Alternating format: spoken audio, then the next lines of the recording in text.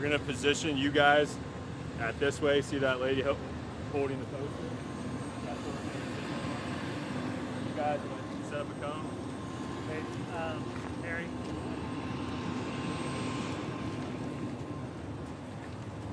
No, scoot back.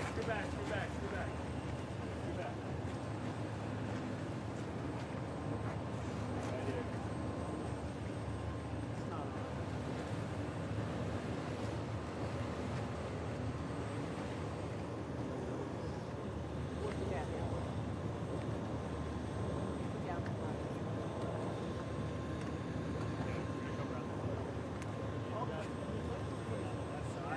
We can scoot over to the right. Over to the right.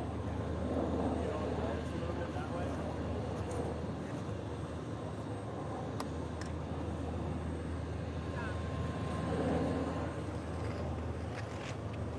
Okay here?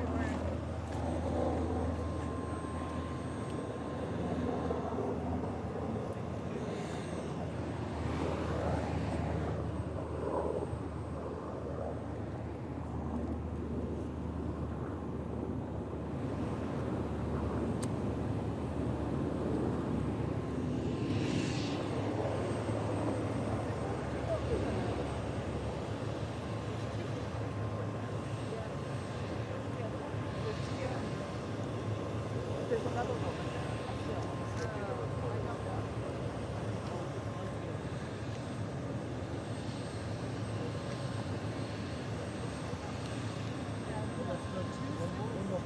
There's Tia, and then there's Brandon shooting video, and then there's somebody else who I could recognize. Yeah. Yeah.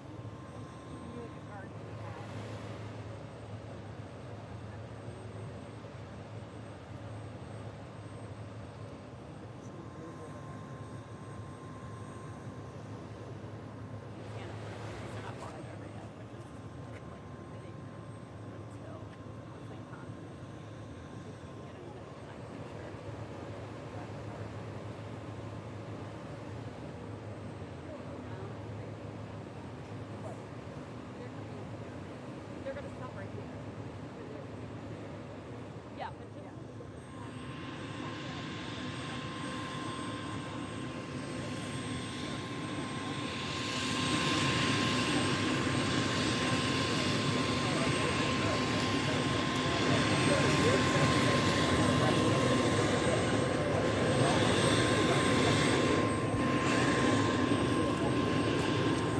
We got 9 people on staff. We work on the digital department. We do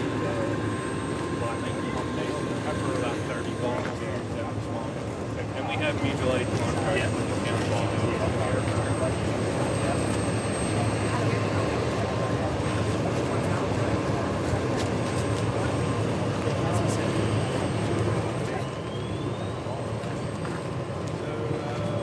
It was quite well. I would say, you know, about a week was the emergency restoration operation started up and down. Getting folks out. We were probably under an emergency for 3 weeks.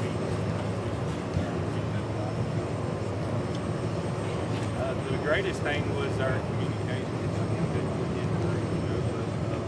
We were able to get Starlinks and communicate. That's pretty.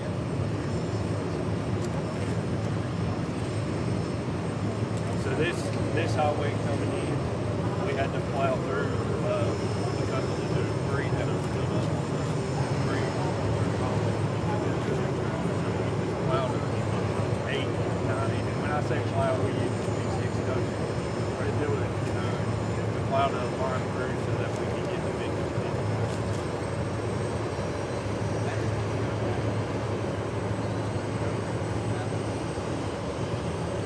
I didn't get the one that it was Army Corps of Engineers came in. Line them up. We just access the I tell you, the lake now, the steam is over.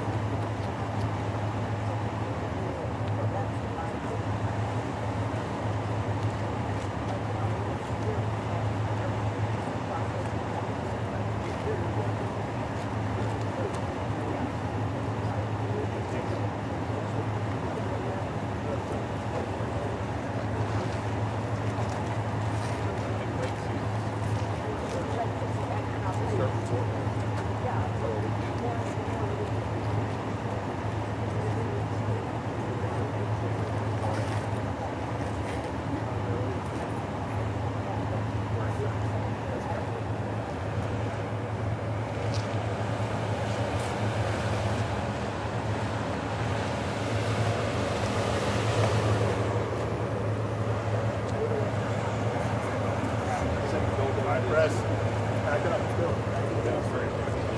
Figure it out.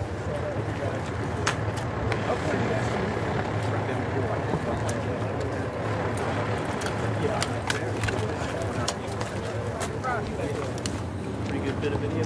Yeah.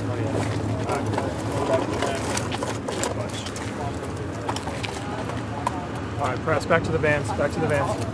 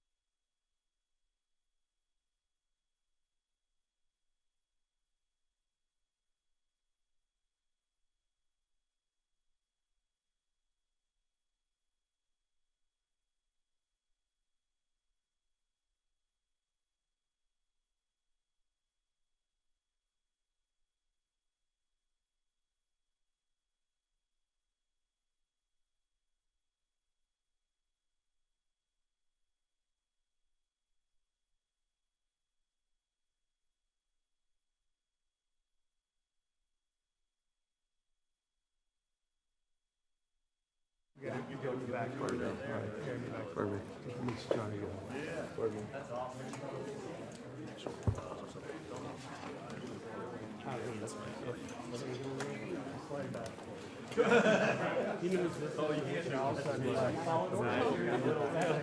This is for CBS. CBS, that's us. Yeah. Okay. Yep. Actually, you know what? I'd rather go to Yes.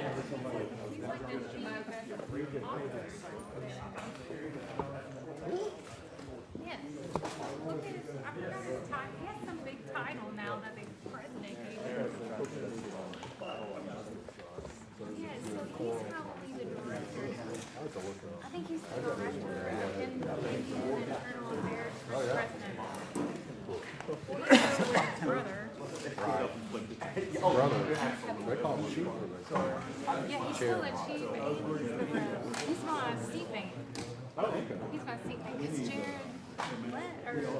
Jared left, so John took his place. I didn't realize. Yes, so his brother just replaced him as the House seat. This recovery's taking longer. Just taking pictures of You're good. The other thing, They have, I got an email from the three who are running, Larry Chapman, Mullin, McKinnon. that coming to Is that how you pronounce it? One other person.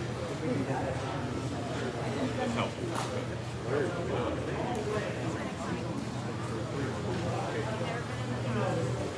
They don't need to do more work. I mean, they really need to. Companies are just now starting to. Well, oh.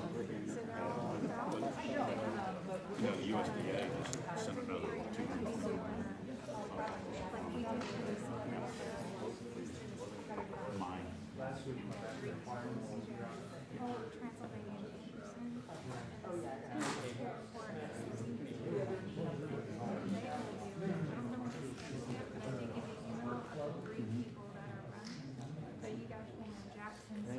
give it 48.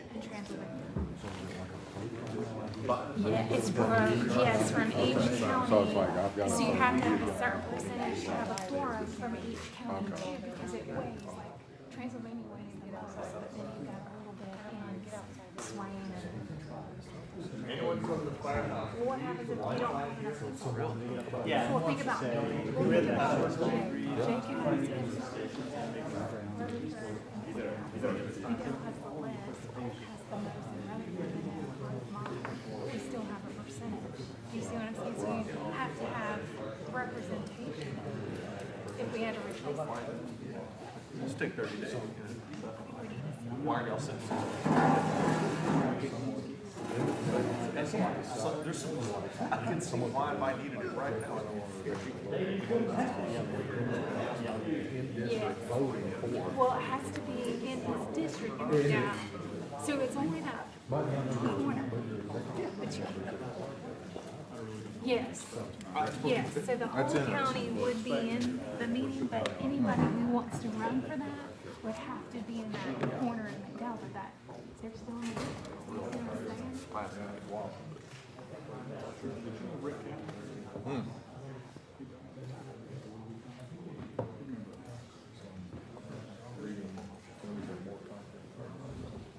Yes.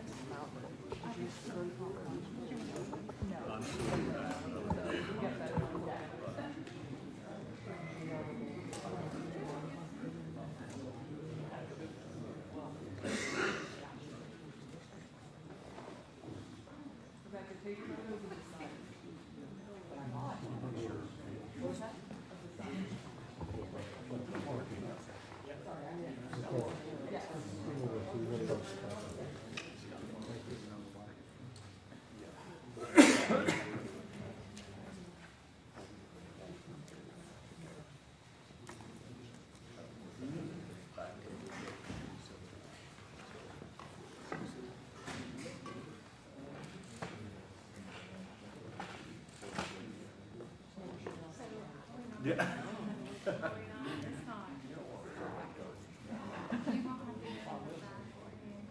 Did you want to go back that way? Yeah, that road is not built back. So the road's gone. You know what I mean? It's gone.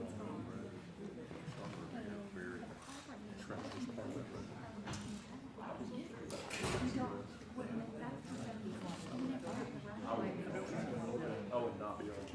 I saw, I saw them. No, Tim.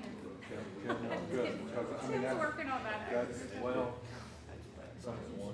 Because there's no decision to make on the road there. So Tim is the one. And one of the frustrating things,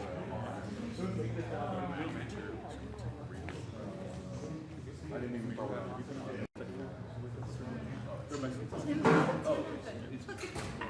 Tim's got it. He was asking You have all about the. right-of-ways, and you guys all together. I said, Tim's got that, don't worry. got what? About the right-of-ways from FEMA on Highway 9 where. Oh, the hazard mitigation stuff? Yes. You I got, told him, I thought you it got, was like, you Tim's have got it. 20 debris, fire. Yep. Whatever.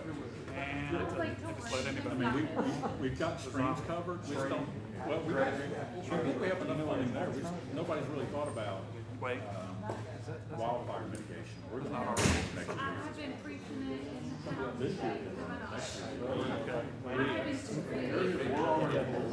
Right, I didn't know I was supposed to dial that. I'm like, here we go. Yeah.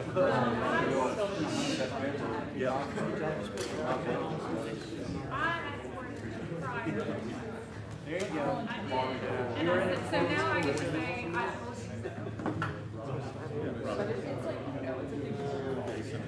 The U.S. Forest Service last year, which we haven't gotten started with, said we were their number one risk in the country. I told him that. I said, we have Yes, thank you. That'd be a good perfectly managed. Yep. So that's the way I told them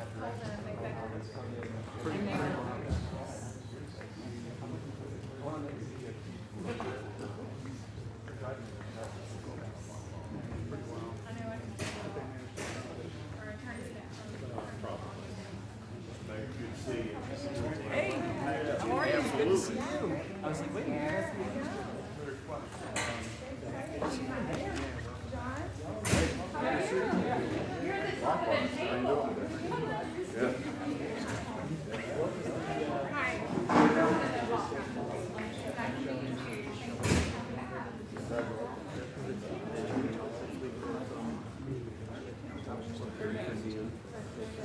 Did you make it?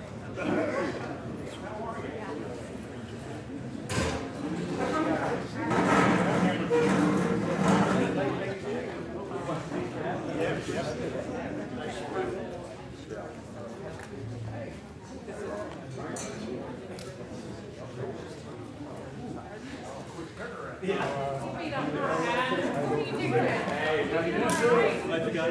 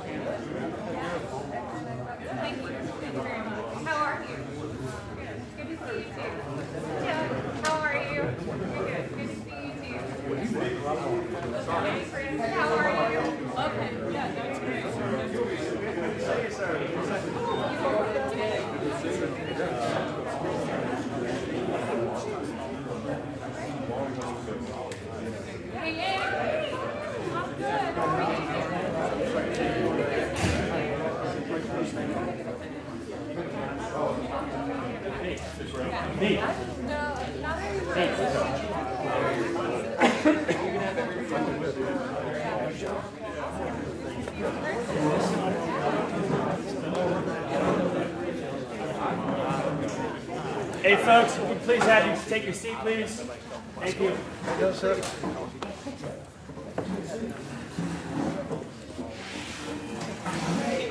You'll notice that.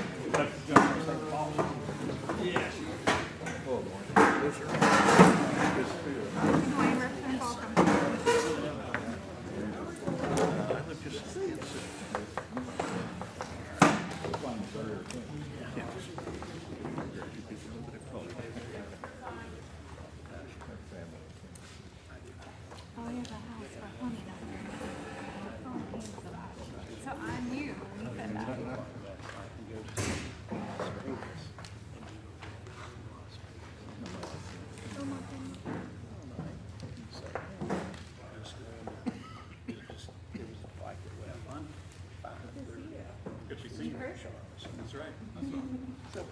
was the tour? You do a good job.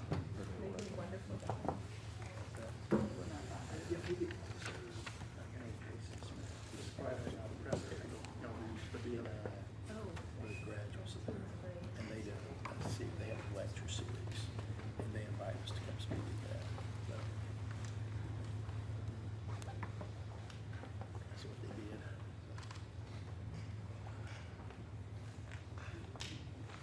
Well, you guys go pass a budget now.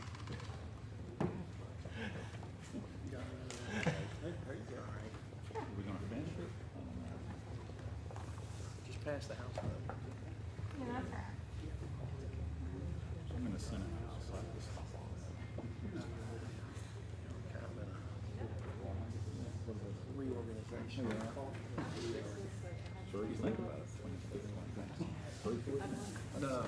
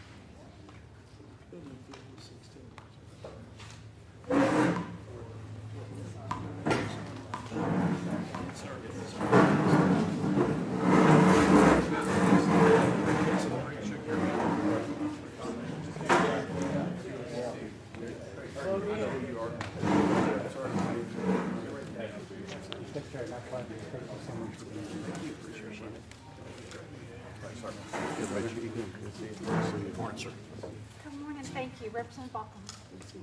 Hello again. Back again,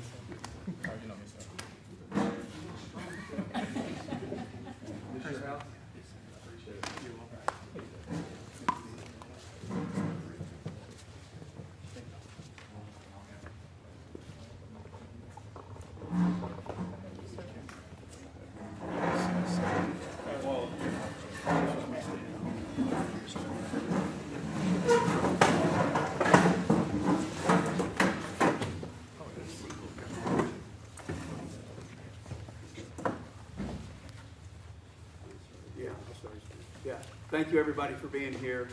Senator Ted Budd, it's absolutely my honor to have a friend and colleague all the way a decade ago when we served in the House together, coming in 2022 in the U.S. Senate together. And now it's absolutely my pleasure to have the Secretary of Homeland Security here, Markwayne Mullin.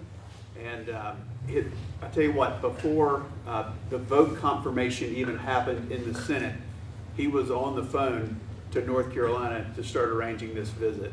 And it was still hours before he would ever be officially confirmed, but he was already starting the ball rolling for North Carolina.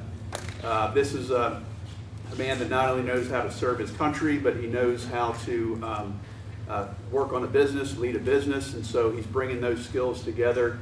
He's a person of action. He's a great individual. Love his family. He's been, again, a great friend. So I'm so honored to have him here. But before we get going, if we could just start with, we'll start here on the right, and then we'll go back over to John Anglin after Matt, and then come back around here, and we'll turn it over to the Secretary. You got to introduce your wife, though. Yeah. Oh, Amy Kate, if you would. We actually, in the seat of highest honor right here for Amy Kate Budd, who's been with me on. She's my favorite. She brought me some cakes. Yes, that's right. He puts up with me. He loves Amy Kate. That's right.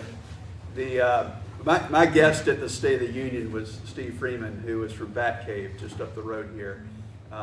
Just led heroic efforts there. A lot of heroes at these tables, and that you've met today. People that pulled together. So many volunteers for this section of Western North Carolina. But it's been amazing over the last 18 months what we've seen in this state. How many people have pulled them, together, brought in volunteers from all over the country. But it's just been absolutely amazing. Steve, we'll turn it over to you, and then we'll go over to Peter. Just you'd introduce yourself. Okay. I'm Steve Freeman. I'm the Chief of Batcave Fire and Rescue. We're the last volunteer department in the county up there. were kind of ground zero when all this hit us in Chimney Rock, and Lake Lure. If it weren't for all the volunteers and everybody that lived through this, and all the glory goes to God for it. We were blessed not to have more fatalities than what we did. It could have been a lot worse. But I want to thank you all for coming and all the help that we've had so far, and for not forgetting about us, because we've still got a long ways to go. Well, let me tell you, between Tim and Chuck and of course Ted, no one in DC is forgetting about it, because they are your biggest advocates. But Chief, I can tell you as a fire chief without even being introduced is because your mustache. You won't remember my name, but I'll remember this. All right, that's great. I'm Peter O'Leary. I'm the mayor of Chimney Rock Village, and it's my pleasure and honor to welcome this group to the village, this distinguished group. And I'll echo what Steve said. We appreciate the support. This has been devastating to our community, but we definitely appreciate all this support, and look forward to a strong recovery with the help of these individuals, as well as many more. I'm Dave Natonsky. I'm Secretary Mullin's Chief of Staff. Thank you all for hosting us here. It's an honor to be here on our first trip. John Mitchell. I'm the Henderson County Manager. The folks just up the road. I think y'all are going to go through there later today. I think it's probably incumbent upon me. I lead an organization of about 1,000 individuals who stepped up and went to work before the storm and have been working since. And they deserve a lot of thanks, but I think I should just point out, I know that maybe this is for the benefit of the press, but we've got members of the General Assembly here, congressmen, senators, so I appreciate your efforts, who've really stepped up for the people of West North Carolina. The General Assembly has voted to provide resources. The Congress has voted to provide resources. And I look around the table and I can see men and women here who have been working to get those resources in West North Carolina. I'm thankful that you're here. And just at the risk of going too far, saying too much, I just want to encourage you to give these men and women the ability to make the decisions that need to be made. You know, I think we can endure just about anything if we know how long it's going to be, or what if there's a yes or no answer to it. So, sir, I appreciate you being here. It means the world to us that you're here. So, John, thank you. I'm Jay Alley. I'm chief at Girton Fire Department, up at the very top of the mountain. We were the ones that donated 34.5 inches of rain in 36 hours to Chimney Rock, and I know they're very appreciative of it.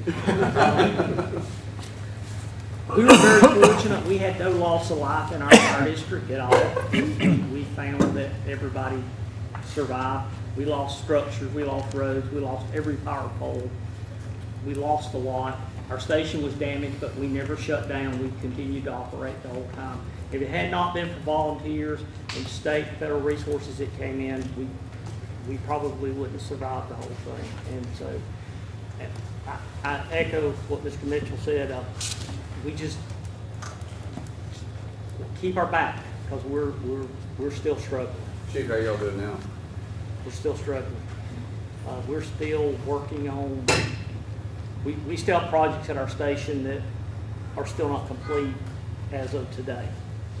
We've been working on a septic system since the storm, and we still haven't got it completed yet. Just at your station? Yes. Explain that to me, your septic system. The storm destroyed everything. Right, but I mean, you've been working on it since. We had to put a treatment center in. Okay. So we had to go through a whole bunch of different assorted problems. We had to jump through a bunch of EPA hoops and DQE. So you're putting an aerobic system in there now? But hopefully soon.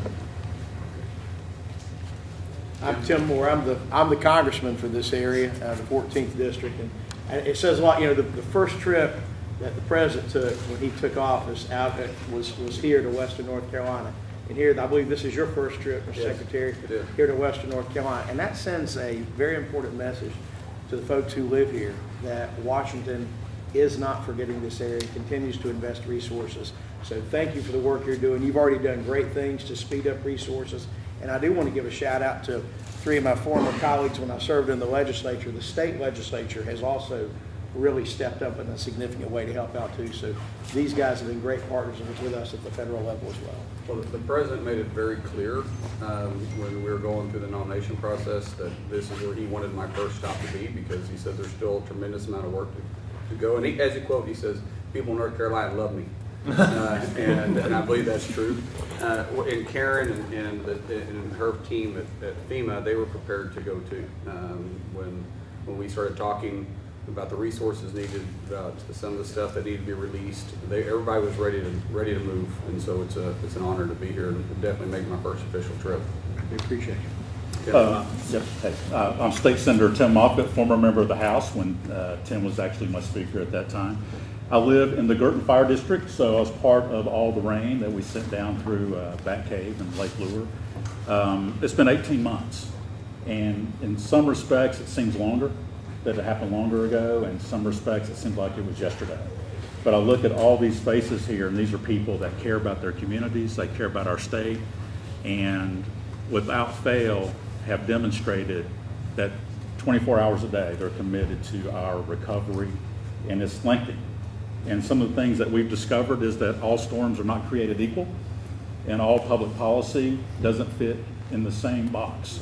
So some of the issues that we're facing are federal policies that kind of counteract one another.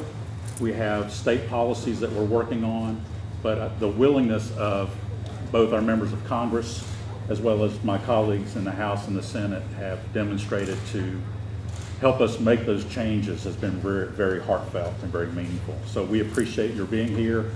Ted, honestly, you have been a champion for us.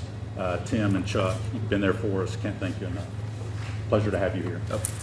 I'm Jake Johnson. I represent House District 113. This is where we're sitting right now. We've got Rutherford, Polk, Henderson, and McDowell counties. I grew up about 15 minutes that way. We're very grateful you're here. We've made close to, at the state, roughly $2 billion, between 1.8 and $2 billion that are getting out the door right now for the state. That's a huge investment, and any other storm, that would be moving the needle almost to complete, but this, we're gonna need a lot more help. And the way you've come in and sped things up, that's been huge for us here, and we hear that from our local folks and our neighbors. So thank you for being here, we really appreciate it. Thank you. Good afternoon, Mr. Secretary. Thank you so much for being here. We really appreciate it, and thank you, Administrator Evans, for being here as well, and for sitting down with the governor and me when we were up in D.C. I'm Matt Calabria, and I'm with the Governor's Recovery Office for Western North Carolina. And we really do appreciate y'all being here. As you know better than anybody, there's no substitute for being there and seeing what the situation on the ground. But I also wanted to specifically thank you for expressing your interest in accelerating the work of FEMA and making sure that we do everything we can to move quickly on public assistance projects and hazard mitigation grant project reviews and approvals and reimbursements. We know a lot of local governments are working very hard in cash-strapped times with very difficult circumstances. Certainly, as I think others have alluded to, the state's doing everything we know to do to make sure that we move as quickly and as strongly as we can, and very much appreciate your partnership in that. Thank you, man. John. Hey, John Anglin. I'm from Yancey County. I'm with a construction firm called the Branch Group, located in North Carolina, Virginia, doing a lot of the transportation work. And I'm here because I found myself on the incident management team after the storm hit Yancey County, where we had the most rainfall, the highest wind, 2 rivers that flow off of Mount Mitchell, the highest peak east of the Rockies, just devastated our community. So, county about 19,000 people, and we had one posture after the storm, and that's please help us. So I want to thank Congressman Edwards, his team, and Senator Budd's team. They've been just in the trenches with us from day one. Can't say enough about what they've done for us, and I'm glad you're here. And on a personal note, I'm a citizen, proud citizen of the Muskogee Creek Nation. So, yep. My mom's from Oklahoma. My mom's from Oklahoma. So, yeah. Whereabouts in Oklahoma? McIntosh County, Eufaula. Well, that's where I go to Lake at. Good to have you here, sir. Thank you for being here, and appreciate what you bring to the table. Thank you, John. Brian. Wayne Tatus, I'm the Federal Coordinating Officer for FEMA for North Carolina. just real quick, I want to work with a lot of you around the table at different times on different things, and just really appreciate the cooperation and teamwork we've had to work towards the recovery of North Carolina. Thank you. Good to see you. I'm Jennifer Balcom. I serve in the House District 117, which is Henderson County, the Bat Cave, Mr. Freeman's district. So born and raised here.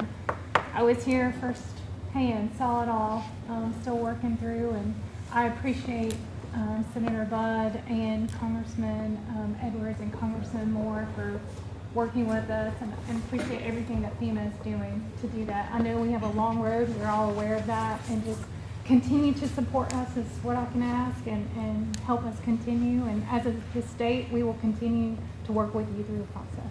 So thank you. Dr. Ned. Yeah, Mr. Secretary, we've had the opportunity to meet on a number of occasions. First of all, I just want to thank you for making this your first trip after being sworn in, just like the President did. And I think all of us in Western North Carolina can take a great deal of comfort in knowing the commitment from the White House to seeing us rebuild. I represent North Carolina's 11th Congressional District, which, by the way, was part of this area on the day that the storm hit. A couple months after that, due to redistricting, we traded counties just a little bit. And I want to reiterate that what you see here in this area can be played out in dozens of local communities across the mountains of Western North Carolina. Strong, resilient people that have learned to come together and face the murky waters, no pun intended, of dealing with FEMA, because none of us have dealt with any situation of this magnitude.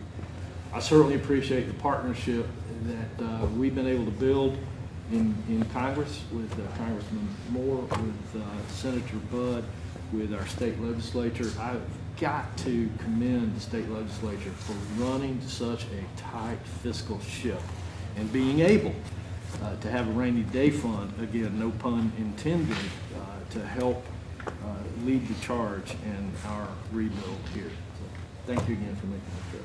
Absolutely. David. So thank you. Dave Diorio, Mayor Pro Tem of Lake Lure. I would invite everyone to the grand reopening of Lake Lure. It's going to happen in a couple of weeks. I'll tell you, sir, it's a miracle, really. When policy and appropriations in balance come together, amazing things can happen. Thank you all for it's all due to your efforts. Greatly appreciate it. I should have postponed it a couple of weeks. And but we couldn't have made it our first We'll time. bring you back. Bring the whole family next time. Rob.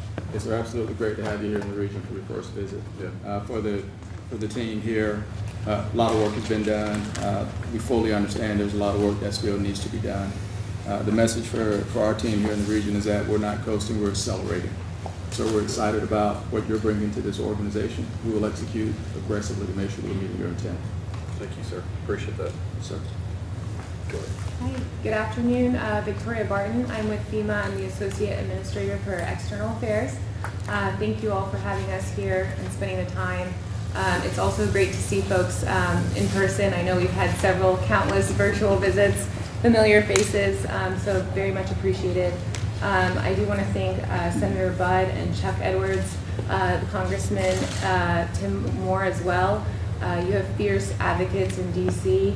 I speak with their staff constantly. I know Karen and I have been up to the Hill several times, and we are constantly in communication. So fierce advocates, and thank you all. And just want to thank the Secretary for your leadership. It's been very helpful. Thank you. Yes. Chris Melton, I'm the Fire Chief of Chimney Rock Fire Department, and welcome. Thanks for coming, and we appreciate everybody's support that's helped us. I say us because we're a collaborative effort. We've all worked hard prior to the storm, and we still work hard today. My full-time job, I work for the town of Lake Lure, so proud to say that. And the fire department. This isn't a full-time job? No, sir, this is all volunteer. Is it? We have no paid staff here at Chimney Rock. So I'm fortunate enough to be able to work for the town of Lake Lure as the deputy fire chief there, and we work hand in hand, and to be able to work together during the storm. It was a collaborative effort during the pre-storm prep and after the storm, and here we are today, still recovering, working hard to get our issues that we have here fixed and in the town. But we're just very thankful for you being here and all y'all's help. Chief, you have to explain to me the flag you have up there. It's got to be snipped. Well, I haven't brought that flag out until yesterday. Yeah. That was in my office, and one of our Lake Lure police officers come up to me. Sorry. And he said that he found it in the water, in the river, and he couldn't think but to give it to me. And, so we dried it out, and I folded it up, and I wanted to do something with it. And I hadn't had time to build a thing for it, and heard y'all was coming, and today was a good day to pull it out and display it. I think it should be framed. That's what I want to do. Would you allow me to pay for that frame? I would. Okay. Thank you. Will you make sure we'll get that taken care of? Thank you so much. Yeah. But I'm very proud of it. It was pulled out of the river as we was doing some rescues and things like that. And he kept it and said, I have something for you. And he come to me a couple days later and gave it to me. But this is my hometown. So, thank you. Dwayne, can you and Rob make sure the thing gets framed and make sure I get the bill on it? Can you do that? Yes, sir. All right, and then make sure I get the bill on it. Thank you. I'd love to see that. I'll do that. Thank you, Chris. Administrator. So I'm Karen Evans, and that's really hard to follow. So, It is. I just really appreciate the opportunity to be traveling with you, sir, and the opportunity to continue to serve. So I'm not going to take any more time after that. That was very moving. Sorry. No, it's awesome. It's very moving. Administrator, I'll just say one quick thing before I turn it over to the Secretary. In the less than 2 weeks that Secretary Mullin has been in place, he's already helped get this area of the state $134 million in public assistance. He has helped break the logjam on hazard mitigation grant program and bring some clarity to that. Still some work to go on that, but that's been absolutely fabulous. And there was, prior to Secretary Mullin, there was a $100,000 threshold which required the Secretary to evaluate, which led to a real logjam. And I just appreciate you breaking through that, leaning on your very competent team and staff to, they need a proper review for our taxpayers. They deserve that, but to eliminate waste and fraud and abuse, that still needs to happen, but it doesn't always have to happen at the Secretary's desk. So you've got a great team reviewing those requests, and I appreciate that. Things are already moving, and this is your first visit. You haven't been in office 2 weeks, so we're grateful for your help. Turn it over to you. Appreciate it.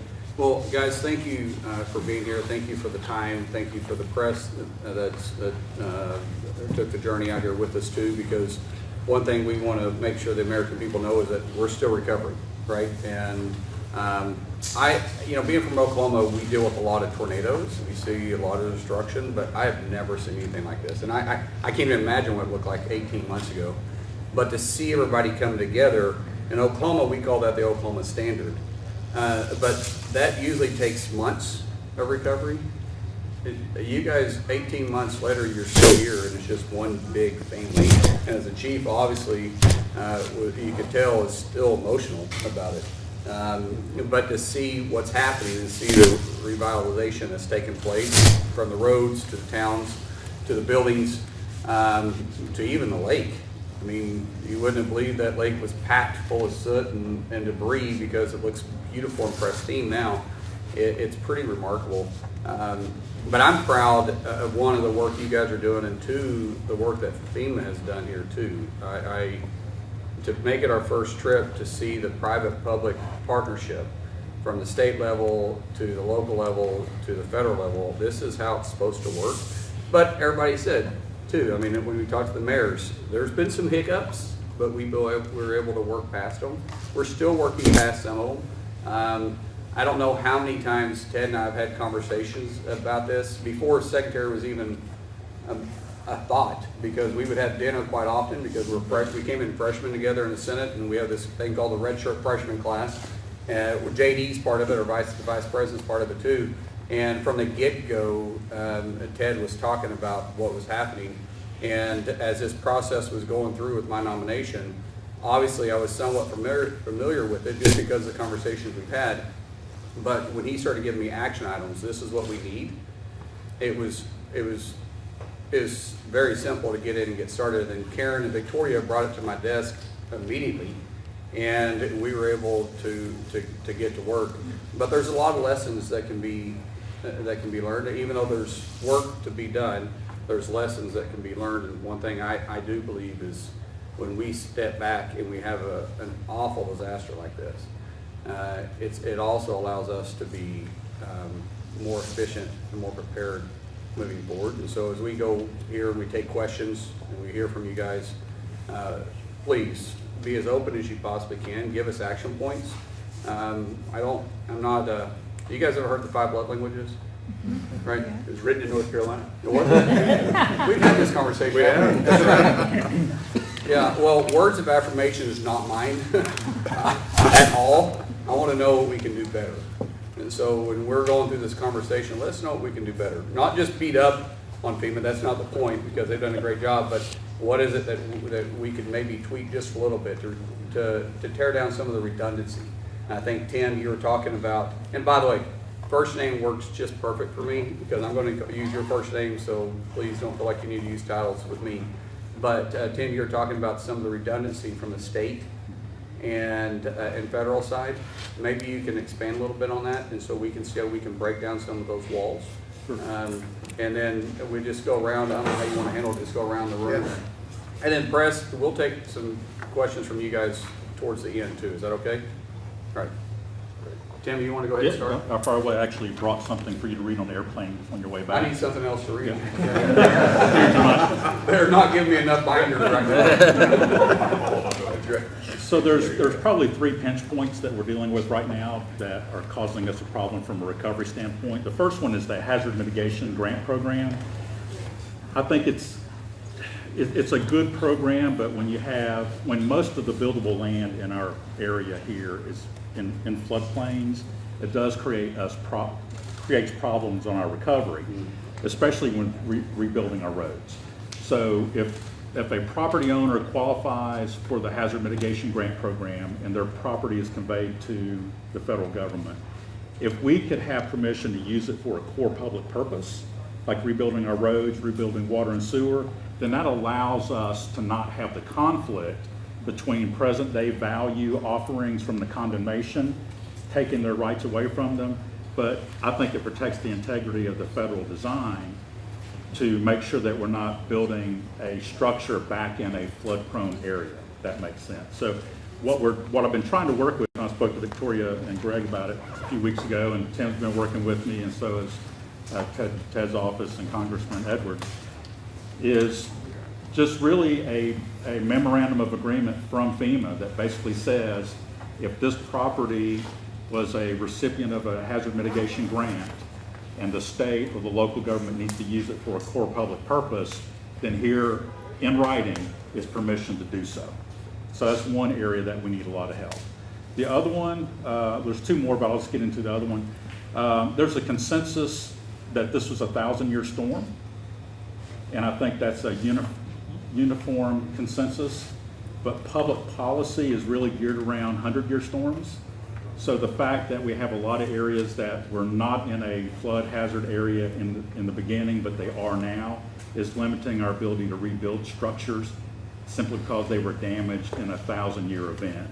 So we had adopted a 200 historic flood event part of our statutes that we're looking to get a memorandum of agreement from FEMA that says, yes, you're not going to be in violation of the National Flood Insurance Program if we respect the fact that your statutes are very constrained, but allows your communities to rebuild.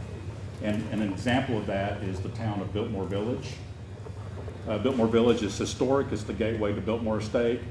We have structures there that were built to a 100-year floodplain. This storm was 11 feet above that.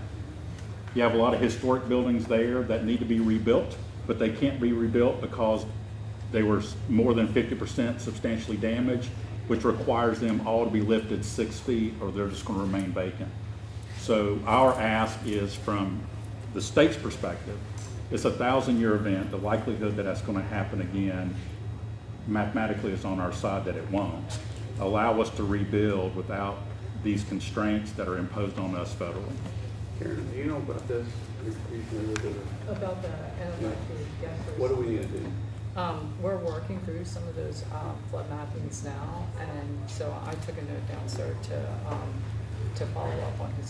This will be my biggest action point and figure out what we can do. Is because if this is through rulemaking, surely there can be an exception someplace. Agreed. Bureaucracy is worse inside of not all agencies, but we just put layers and layers on stuff, and we don't allow ourselves flexibility. So if it's not legislation, or requires it, if it's legislation, it's these guys. If it's through rules, I bet we can probably figure something out on that. So we'll make this a Yes, sir. We'll make this a priority. Very good. Thank you. On the first point on the hazard mitigation, I think we do have some paths to solutions that the Secretary was able to work with Karen to unlock. And so just yesterday, 75 properties were funded, and another tranche is imminent. Rob's team and the region and the local state team here have been working very diligently to process many of those. And Rob, do you want to speak to some of the parceling that we're doing so that they can be eligible?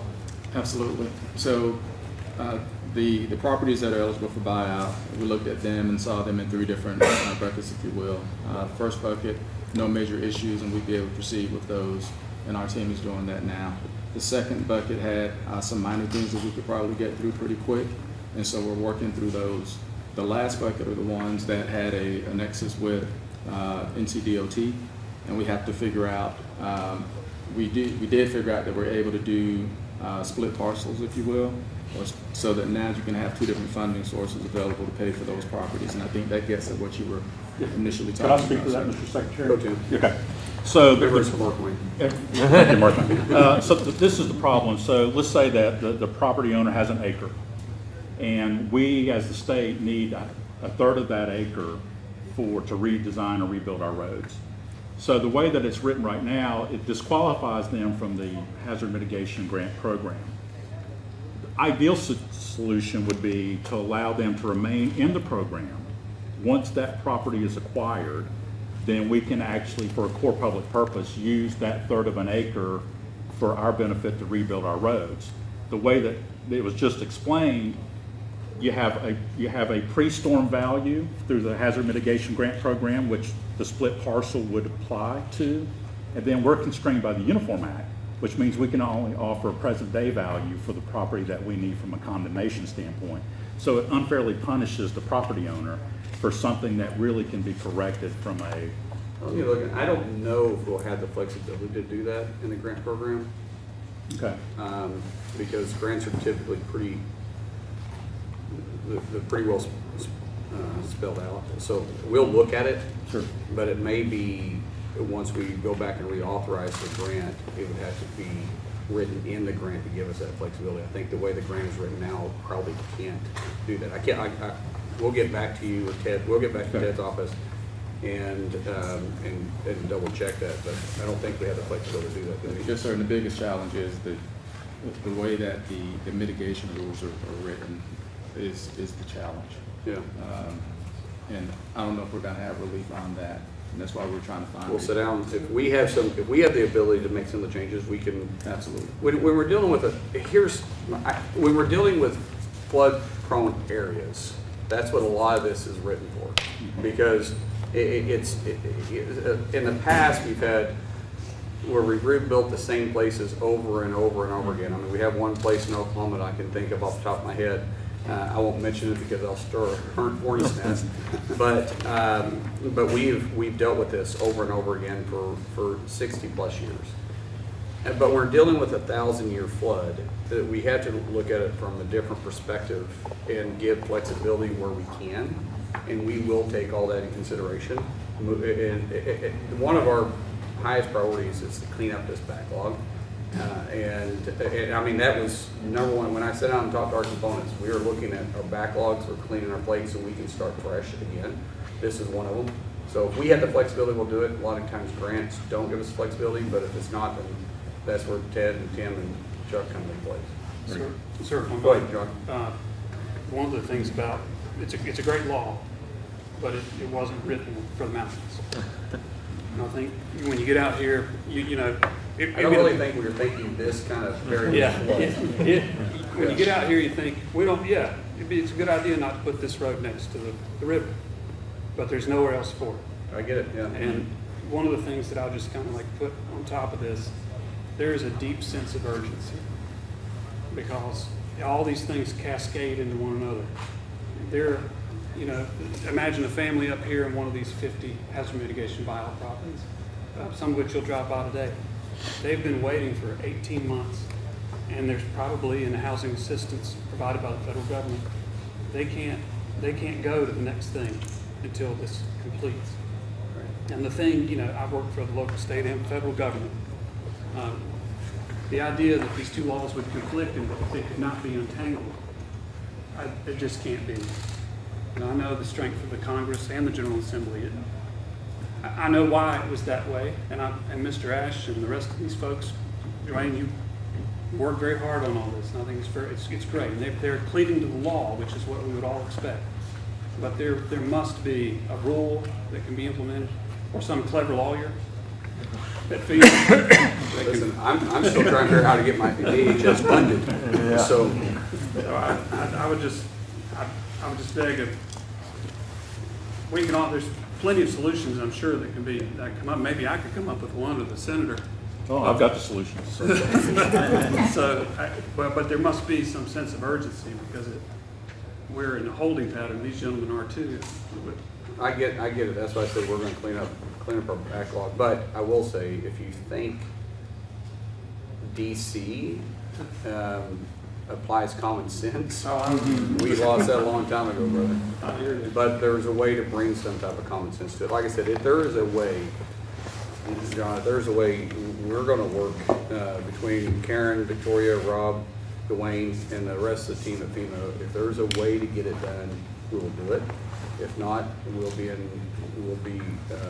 touch with the federal elected delegation and see how we can work it out.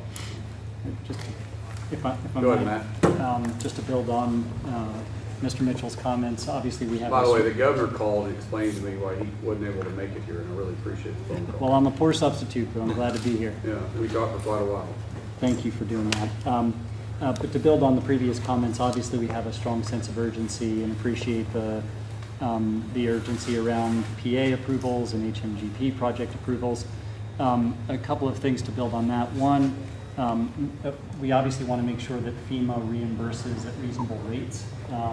Similar to Mr. Mitchell, I think there's a sense that a lot of the rules and practices are built toward coastal storms rather than places in the mountains where there's a lot of vegetative debris, where the debris trucks are filled with sticks rather than sand and other such things. And so making sure that we don't have to spend unnecessary time litigating over reimbursements or whether they're, what the amounts are really helps us move projects quickly. So I'd flag that. In addition to that, I know the shutdown has caused some hiccups on a number of the programs, but we have an extension right now request in for the hazard mitigation grant program to enable us to finish the infrastructure projects that we've been working on and make sure that we've run all of those to ground. And I know that our congressional delegation members are well familiar with this because we're in constant communication, but we know with $60 billion of damage on the ground here in North Carolina, we're going to need additional funding to get the job done. And so for awareness for you, there is a FEMA component of the governor's federal ask, which he brought up as recently as January to DC. But we're going to need additional funds to continue our reconstruction efforts and rebuilding efforts and put our infrastructure back to where it is, rebuild homes, all of that. Much of that is in HUD funding, but we're also hoping to get some additional leeway in the Community Disaster Loans Program, which is in FEMA. we have found that a lot of local governments are hoping to access those funds to help cash flow, help alleviate cash flow issues, but the cap on what a local government can get is pretty low, and the administrative burden and the paperwork burden is very high, and that's really discouraged a lot of folks, and so I would just flag that as a potential future issue for you. Thank you. Thank you, sir. What else, guys? So I actually have something. So Peter and I can relate to this. And so in a disaster like this, the burden, as you saw, on the small communities is expensive. Just to participate in the public assistance delivery program takes dollars. And we're actually entering that system with nothing in the bank, with a credit card maybe, but nothing in the bank. So I think one of the things that could really help us all, and this is part of the legislation, FEMA Reform Act of 2025, it's one of the elements of that would really help is this idea of a universal application program. We have a communications director that's used to answering social inquiries from the public.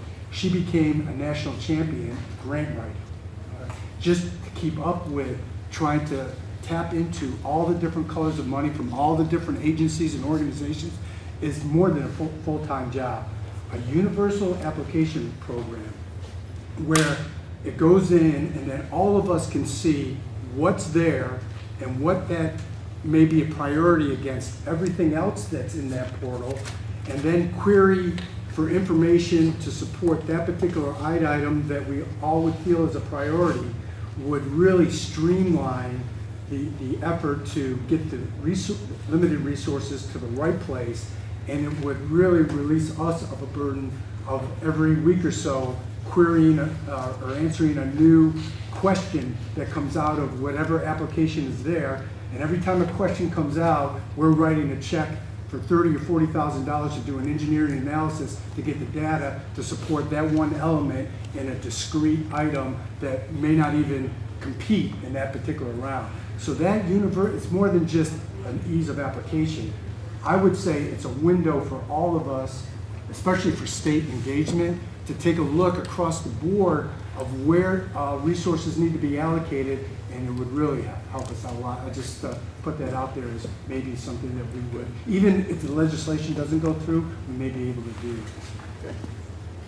Yes, well, we are working before the pilot with HUD, so you guys have brought up HUD.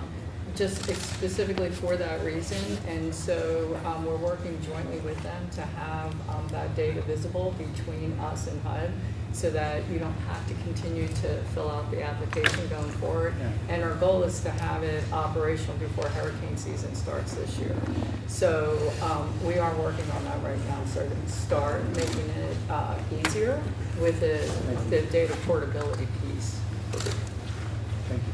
So we hear a lot of people talking about maybe what's wrong with FEMA at times. I'm curious to know what y'all see as being the solutions to, try to see some change. I know it's 2 weeks for you, but I'm just curious to know what y'all are seeing on the ground right now to kind of get some things moving in that trajectory that you find is fitting. Here in North Carolina or overall? In North Carolina. Karen or Rob, you want to take that? Well, Rob, I think you should start. I'll start. I think that one of the big things is when we talk about complexity of FEMA programs and some of the challenges that we work through in trying to process a project, consistently as I've come to your communities and sat down, the big frustration is changeover of people, and applicants feel that they have to start over because the guy that was there that understood the project and you were moving, he's gone, and now somebody else comes in who might have a different slant, and they're looking at it a little bit differently. And so we're making folks do work twice, if you will. If it's something that's complex, being able to start it, work through it, and then figure out, okay, how do we get it where it needs to go? Because I'm about escalating issues. You work it at your issue, and when you can't solve it, what's the escalation strategy and the trigger to get it to the next level?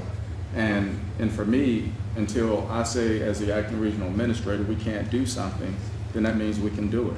And at the point that I can't do it, then I'm going to Karen and say, ma'am, I need help on this with her team.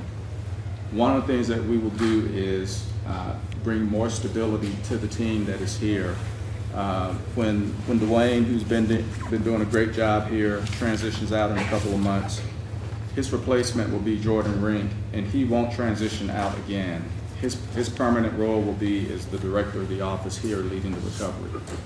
That will go a long way towards bringing consistency, and we'll continue staffing him out with staff that are consistent and they're not rotating in nature, so that you have the same people that you're working with. But also it gives Jordan the idea or the understanding of this is an issue and he can take it from cradle to grave and actually get it fixed. So the same person is going to be there working with you. I won't get into the policy piece because that's one that I can't speak on. But in terms of the energy and the effort that we'll put forward, more engagement. When there are issues, my expectation is just what I told you, sir. I'll be back here in a few weeks and we're going to sit down and work through what you want to talk about with mitigation.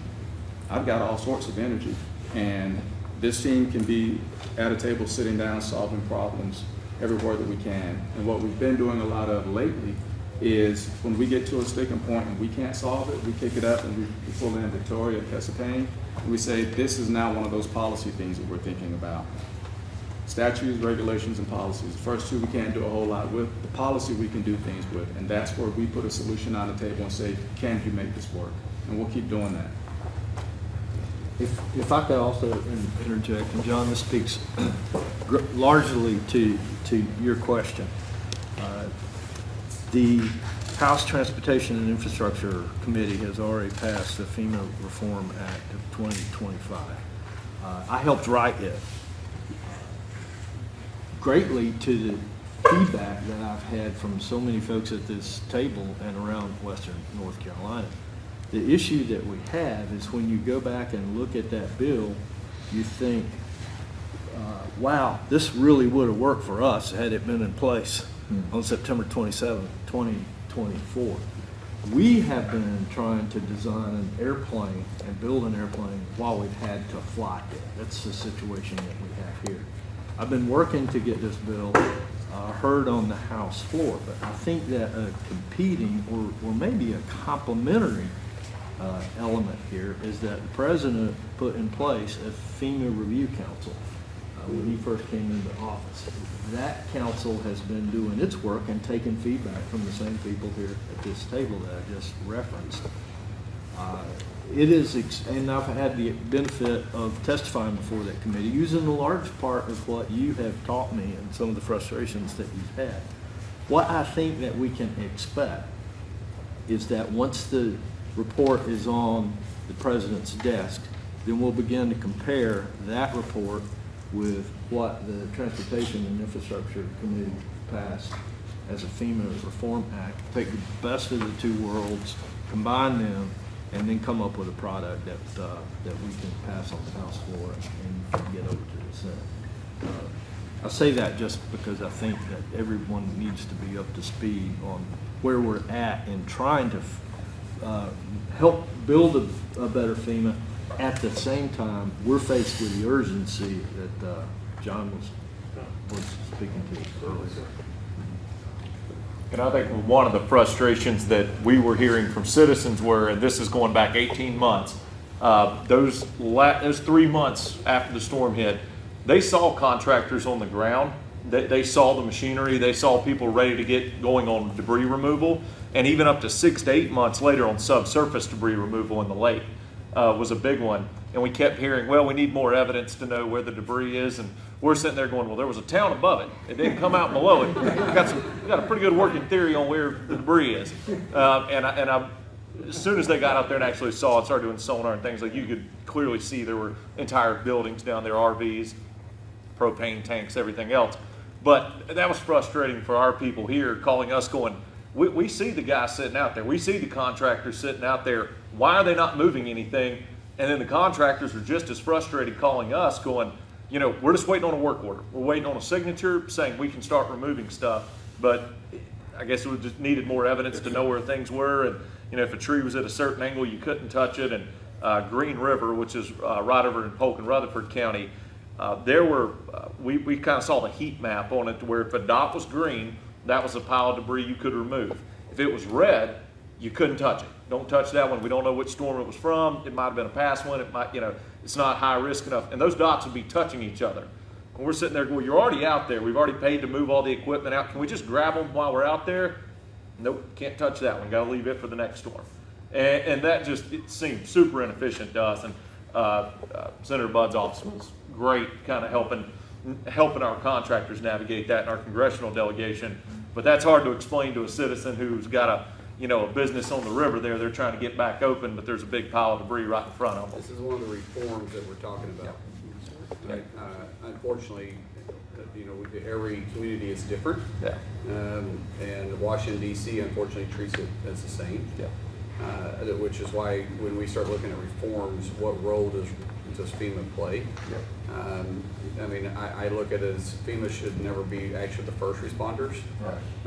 That's the state, that's the county, that's the municipalities, but we're able to help fund it and then give you guys the flexibility. That's what I would like to see, is to give you guys the flexibility to make common sense decisions. Those contractors did a great job. The ones that were out here, it was me. I was like, nobody's looking, just grab it. But they were by the book. They did everything by the book, the way they were supposed to, and they were just like, our hands are tied. We're sorry. So no, I get it. That may be one of the reforms you're talking about, but the Chimney Rock Village, one of our problems early on with debris, we had people ready to move it, but we're on a reimbursement system as opposed to money up front, and we just don't have the resources to pay for those contractors right up front. And it was a long process, a very long process to get reimbursed for that, which I understand that system, but that's been advanced before at other meetings. Is there a way to at least get that initial money out quicker, and then figure out the We actually details? talked about this, Victoria and Karen and I spoke about this just recently, and Rob, we probably will bring you into the conversation too, because by just what you're saying, putting somebody here from the conception to the grave, I think is vitally important. That's always been a frustrating part of mine when I was the elected official, because no one has ownership of it. You put somebody in place, have ownership from the beginning to the end, it gets more efficient. So I'm glad you're initiating that, because we're going to do that same thing across FEMA. But we talked about this just recently, about how to get the doors, or how to get the money out the door faster into small municipalities especially. So you're right. Anything else? Because we got about 10 minutes and we need to take some questions from the press too. So, Sir, yes. I hate to talk too much, and I'm bad to do it. But you're bad to do it? Bad to do it. You can ask anybody around this table. That's true. Nothing about John seems to be shy. I wanted to say just two things to you that I thought a lot about. If I had the opportunity to speak to you, just say one thing, what it would be. The first thing I want to do is just dovetail on what the mayor has said, because it's really important, and Mr. Ash talked about it a moment ago. This bureaucratic tennis, where we send, I've got more data. My staff went to every single house in the entire county. I got photos of it. We're required by state law to know the value of every parcel in the county on January 1st. It was a titanic effort. We've got all this data, and we work very closely with FEMA to make sure that we're identifying the debris, Chief, that needs to get picked up. What we cry out for, and you are absolutely right, it's music to my ears, is some gentleman empowered, or a woman down here in the state empowered to make those choices. That would go a long way if you could just look at this and say, that's good, that's not good, and go down the road. I'm happy to fight in appeals, but secondary to that, I just want to say this one thing. I learned a lot in the disaster.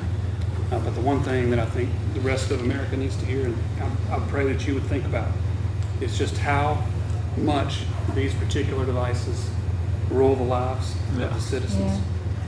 Everybody's money is on here. They talk to their government. They talk to their family. When the cell towers went out, and we had no ability to get cell service in here, it left our people in the dark. And my great fear is that if there's not some work done by the federal government in coordination with the state, that there will be another disaster where there will be without service for 14 days.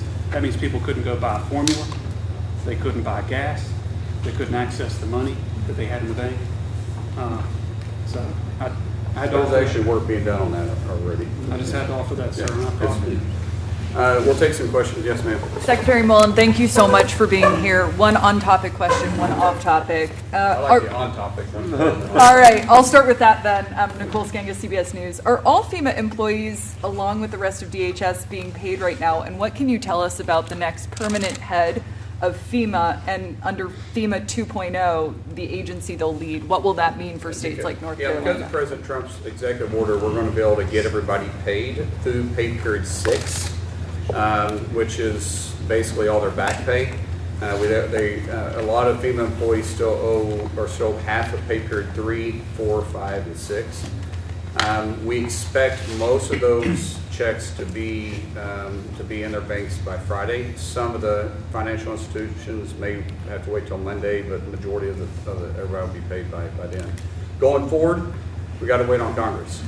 This was kind of a rifle shot. Our payroll is very expensive every 2 weeks. The one big beautiful bill does allow me to pay officers, but not administrative staff. Where is the other money coming from, if you don't mind me asking? On what? The administrative staff, how is that being funded? So that's being paid through the one big beautiful bill. So we're taking it through it's 90007. It allows the president to basically have a little bit of flexibility with I wouldn't say a slush fund, but with the dollars that were set up to allow us to do stuff just like this if we had to, but it takes an executive order to move it. So that's where the president came in to be able to get everybody paid. It's remarkable. I mean, think about this. This is the longest shutdown in history. And it's because the Democrats, they want an open border because they don't want to fund the Customs and Border Patrol, and they don't want to deport those that are here illegally. And it makes no sense to me. I mean, because you enter the country illegally, and now you want to also defund the border that's keeping them from keep coming in, and they're willing to defund and shut down 22 agencies that are tasked with keeping the Homeland safe. That's like defunding the Department of War. Because once you get to our shores, Department of War stops, Department of Homeland begins to protect us. And now we're in the longest shutdown in the U.S. history, all because of some political theater with the Democrats, because really they're afraid of their primaries. And it's putting people's lives truly at risk, because we're at a critical point to maybe not be able to fulfill the missions that we have to keep the Homeland safe. But yet at DHS, all 22 components are still up, still operating, and people are still showing up to work. That's a tremendous amount of dedication of employees that I get to be over right now, and I'm really honored to do it. But thanks to President Trump, we're able to get them paid.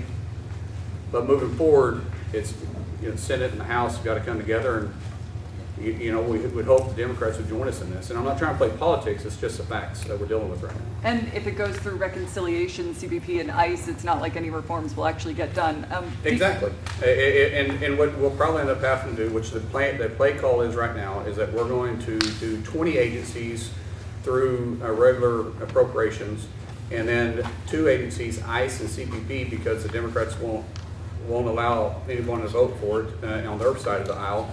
We're going to have to do it through reconciliation, which is fine because we'll do it for 3 years for the president's term, and that way they can't shut down the government September 30th again, because we don't need to do this, for the 5th time since the Democrats started playing games like this. Very last thing quickly, Yeah. you mentioned yesterday that you're taking a hard look at international airports. Can you talk about what options are on the table for sanctuary cities and CBP there? Well, seeing that the Democrats want to defund Customs and Border Patrol, I have to prioritize where we're going to put Customs and Border Patrol screening at. It doesn't make a whole lot of sense to me. I mean, obviously I'll be visiting with the president about this, but it doesn't make a whole lot of sense to me that we would process Customs and Border Patrol at an airport and then release them to a city that they're not willing to enforce immigration policy. It just doesn't make any sense. Somebody may explain that to me. Maybe it's just Oklahoma common sense that says that we shouldn't waste the taxpayer dollars that way. Because if I'm going to have to prioritize where my agents are at, then let's work with communities, let's work with states that are going to work with the federal government to enforce immigration policies and laws. Yes, sir. Secretary Mullin, I'm Chris Peterson with WXI-TV. You talk about this backlog, and I realize you've only been in the role for 2 weeks, but do you have any sense of how this backlog happened, and what are you proposing to do to expedite funding to the people who need it here in Western North Carolina? Backlog would be maybe prioritizing, putting our the most pressing issues forward and making it a priority in the agency, making it a priority with FEMA. I mean, we have, today I'll be briefing the President on 22 other disasters around the nation. So disasters are happening constantly. We have to start looking at where we're going to be when hurricane season starts, what's on the backlog to be able to move them forward so we aren't entering hurricane season behind. So we are trying to push this stuff forward as fast as possible, make sure that we are not overlooking, because when the next storm happens, last year we were very fortunate. We didn't have a hurricane hit the United States. So North Carolina has been able to be a priority for FEMA and for President Trump, because nothing's taken its place. What we want to make sure is that it's taken care of before the next hurricane happens, because the chances of us having 2 seasons in a row without a hurricane happening just isn't very likely. But I'll be praying that it does. A lot of this, I'd add, is just leadership, because we had the 100K threshold before, and that was really creating a bottleneck at the top level. But now that's been pushed down to trustworthy staff. Again, that's being reviewed, because taxpayers deserve that. You want to eliminate waste, fraud, and abuse, but that doesn't need to all go to one desk for the secretary. He's sharing that burden with his team, and he's put a good team together.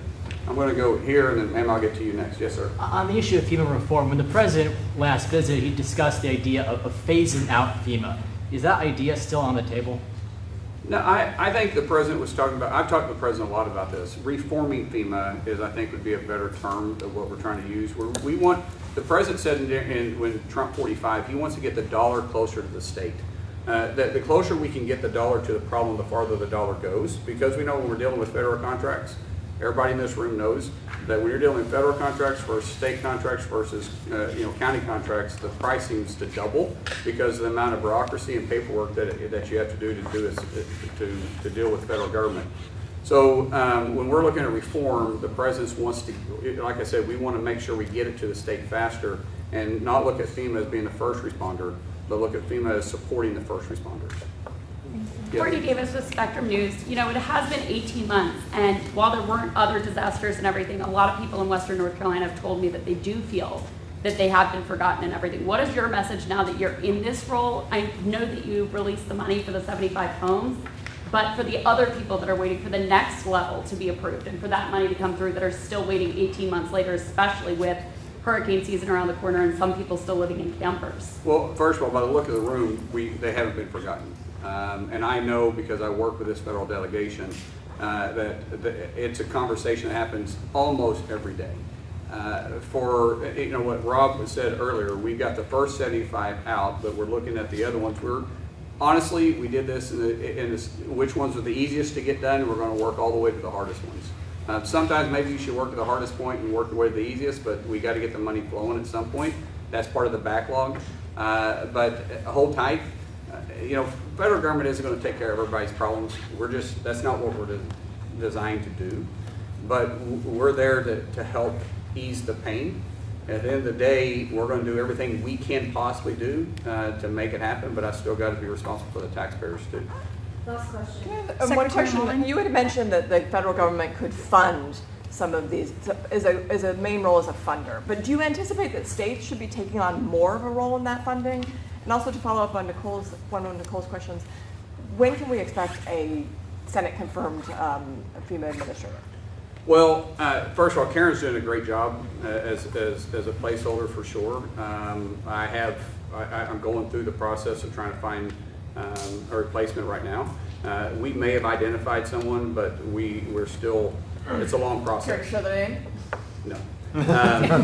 But it's a long process, and it's a large task ahead of us too. And the confirmation, man, I don't wish anybody to go through that confirmation process. That was an interesting experience, but it's still part of the process to have to go through. So, as far as funding, we don't really anticipate the state having any more financial burden. We just want to partner with them a little bit more.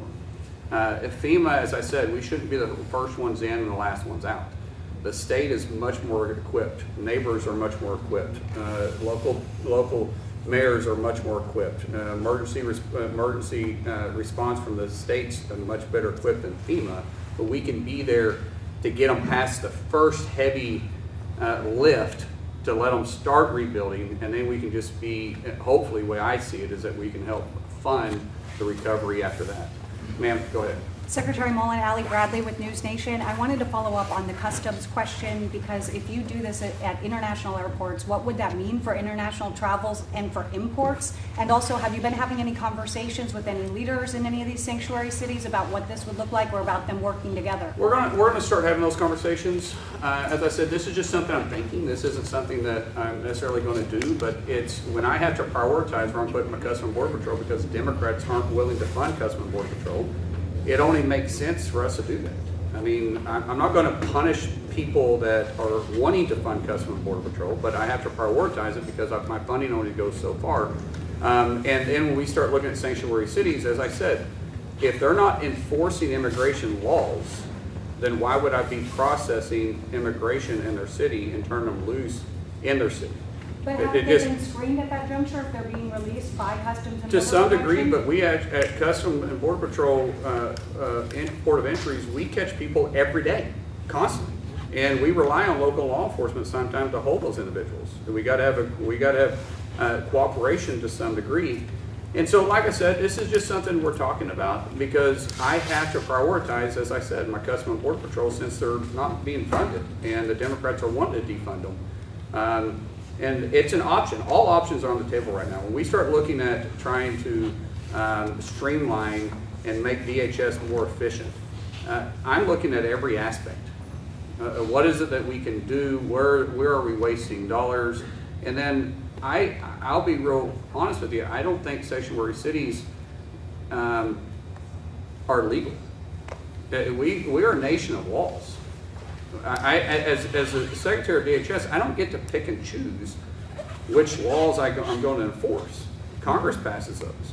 And for my Democrat colleagues that are working in the Senate, and I guess not my colleagues anymore, your colleagues, for the Democrats that are in the House and in the Senate, if you don't like the laws, then change it.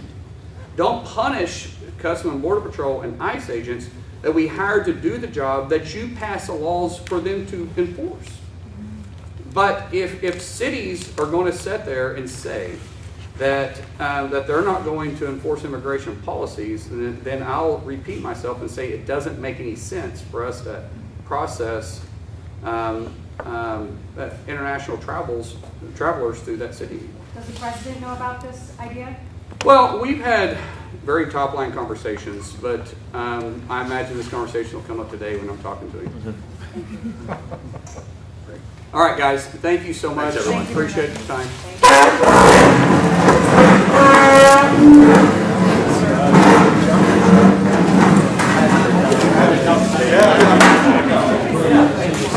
Break down our equipment, but stay in this area. No, you were good. Hoping I could make it back up after